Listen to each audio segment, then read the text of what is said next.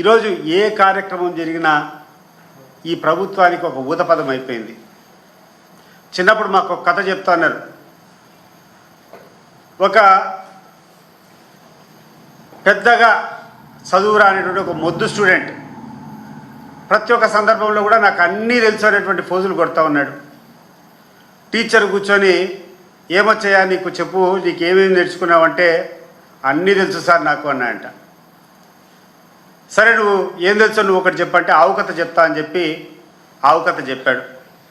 ఏంది, ఆవు ఉంది, ఆవుకు 2 చెవులు ఉన్నాయి, 2 కాళ్ళు ఉన్నాయి, 4 కాళ్ళు ఉన్నాయి, ఒక తోకు ఉంది, ఆవు పాలిస్తుంది, గోమాత జిందాబాద్ అన్నంట.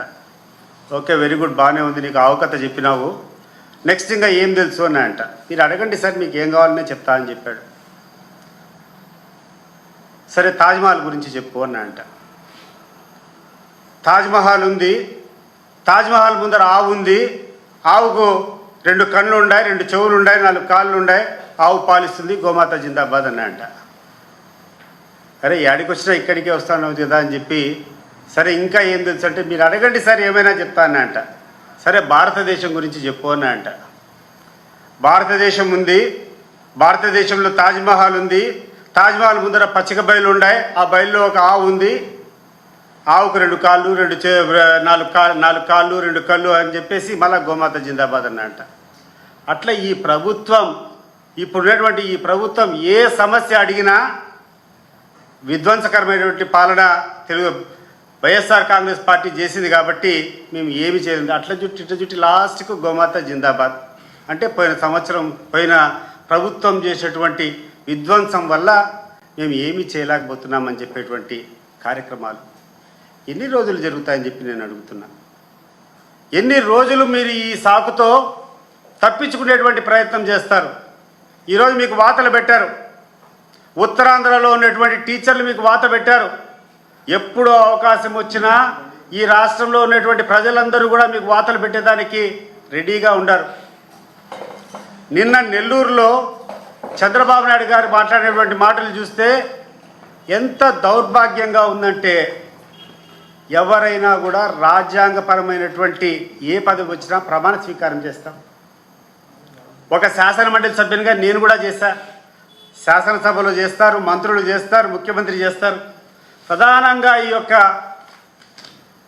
ఓత్ తీసుకునేటప్పుడు చంద్రబాబు నాయుడు గారు చేసినటువంటి దాంట్లో కూడా క్లియర్గా చంద్రబాబు నాయుడు అనే నేను శాసనం ద్వారా నిర్మితమైనటువంటి భారత రాజ్యాంగం పట్ల నిజమైన విశ్వాసం విధేయత చూపుతానని, భారతదేశ సార్వభౌమాధికారాన్ని సమగ్రతను కాపాడుతానని, ఈ రాష్ట్ర ముఖ్యమంత్రిగా నా కర్తవ్యాలను శ్రద్ధతో అంతఃకరణ శుద్ధితో నిర్వహిస్తానని, భయం కానీ పక్షపాతం కానీ రాగద్వేషాలు కానీ లేకుండా రాజ్యాంగాన్ని శాసనాలను అనుసరించి ప్రజలందరికీ న్యాయం చేస్తానని దైవ సాక్షిగా ప్రమాణం చేస్తానని చెప్పి చంద్రబాబు నాయుడు గారు ప్రమాణం చేసినటువంటి ప్రమాణ పత్రాన్ని నేను గుర్తు చేస్తున్నా.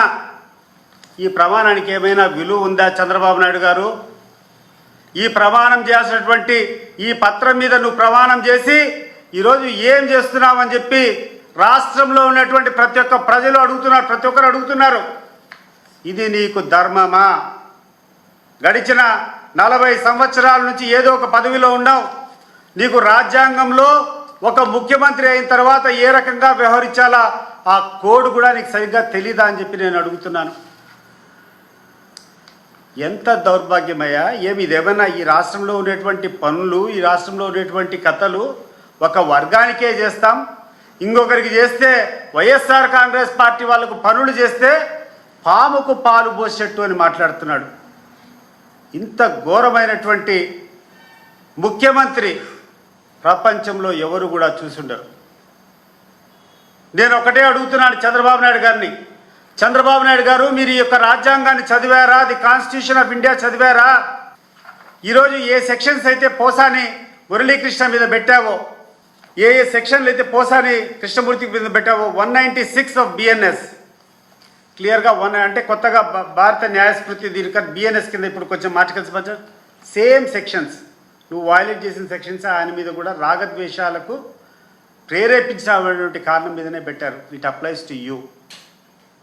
నేను అడుగుతున్నాను, ఈ యొక్క క్లాస్ కింద డిస్క్వాలిఫికేషన్ నేను ఎందుకు చేయకూడదు చంద్రబాబు నాయుడు గారు? మీరు ఒకసారి ఆలోచన చేయండి. సో నీ యొక్క ఒక రెండు పార్టీల మధ్య విభేదాలు జరిగేదానికి కారణమైనటువంటి నీ స్టేట్మెంట్ ఆధారం చేసుకొని నిన్ను ఎందుకు డిస్క్వాలిఫై చేయకూడదు అని చెప్పి నేను అడుగుతున్నాను ఈరోజు. చంద్రబాబు నాయుడు గారు, నువ్వేమో ఇట్లా రాగద్వేషాలు లేపుతావు, పార్టీ యొక్క ఆంక్షలు లేపుతావు. రేపు నువ్వు అధికారం కోల్పోతే ఈ రాష్ట్రం వదిలిపెట్టి నువ్వు ఎక్కడనో హైదరాబాద్లో కూర్చొని నీ యొక్క స్పెషల్ ప్రొటెక్షన్ అంతా కూర్చొని 20 మంది 30 మందితో హైదరాబాద్లో కూర్చొని ఉంటావు. నీ ఆస్తులన్నీ అక్కడెక్కడనో ఉన్నాయి. 1000 కోట్లు 1,00,000 కోట్ల ఆస్తులు నీకు తెలంగాణలో ఎక్కడెక్కడనో తయారు చేసుకొని ఉండవు. ఇక్కడటువంటి నీ కార్యకర్తల గతి ఏంది అని చెప్పి నేను అడుగుతున్నాను. ఈరోజు నువ్వు వేసినటువంటి ఈ విష బీజము పెద్దదైపోయి రేపు అధికారం కోల్పోయినప్పుడు నీ కార్యకర్తల యొక్క భద్రత ఎవరు చూసుకుంటారు అని చెప్పి నేను అడుగుతున్నాను. నీ కార్యకర్తలను ఎవరు పరిరక్షిస్తారు అని చెప్పి నేను అడుగుతున్నా. ఇది మంచిది కాదు చంద్రబాబు నాయుడు గారు ఇటువంటి విభేదాలు చేయడం.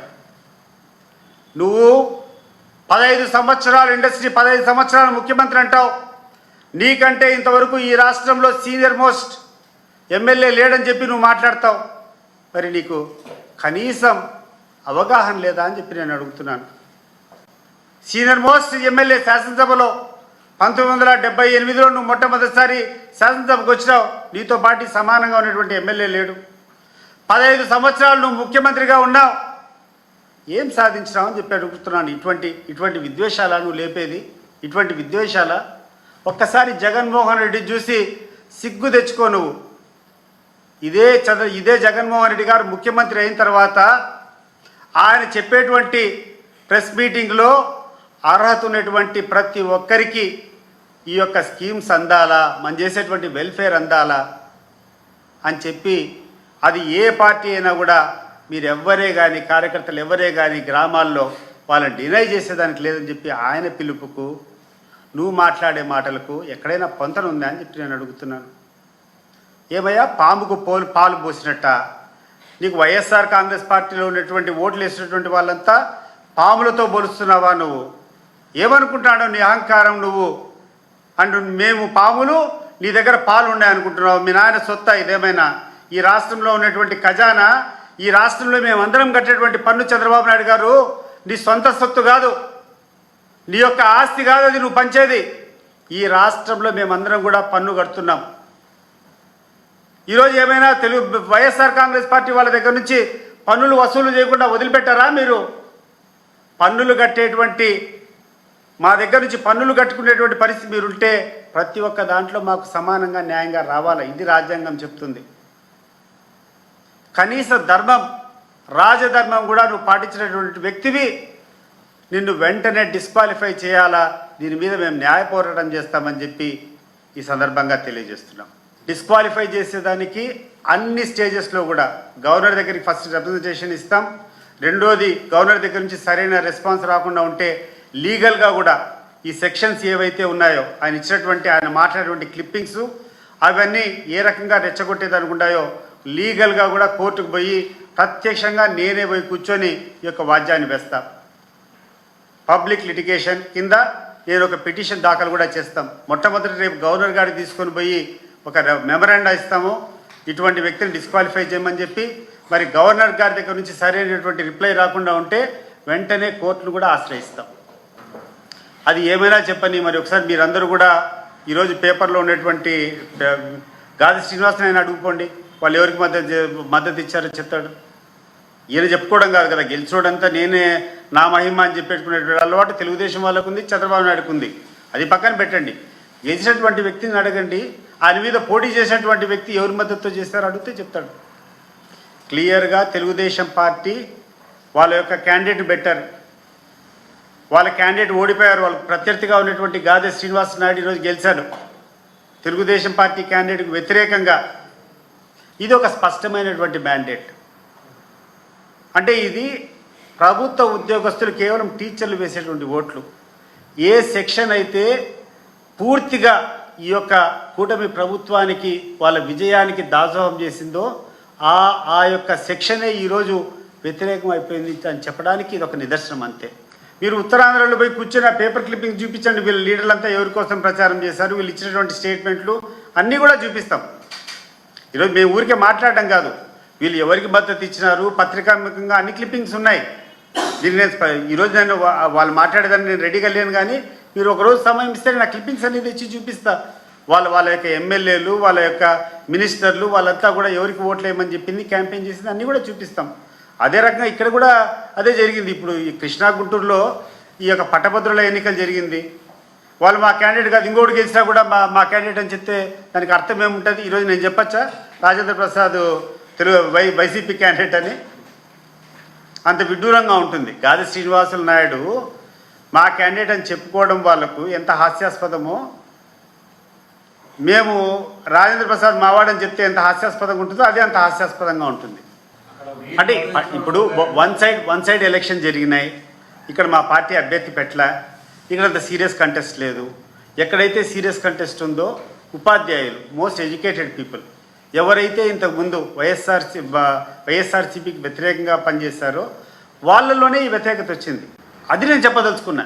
ఇదేదో వైఎస్ఆర్సీపీ విజయం సాధించని చెప్పడంలా, కానీ ఈ యొక్క కూటమి ప్రభుత్వానికి వ్యతిరేకత మొదలైంది.